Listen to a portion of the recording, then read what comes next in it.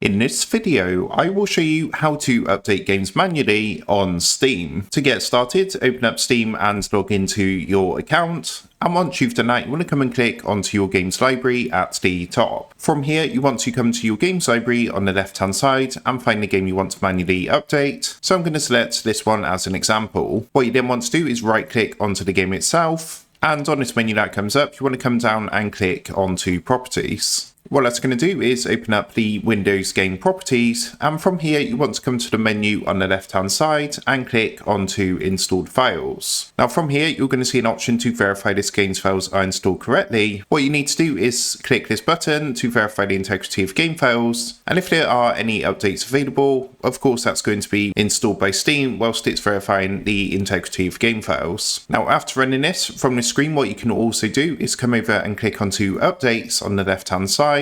And if you want to turn on automatic updates, you can then choose this option from here to immediately download updates, which means any updates that become available will in future be automatically updated. So that is how to manually update games on Steam. Make sure to like, comment and subscribe for more Steam and simple tech tutorials. And with that being said, I will see you in the next video.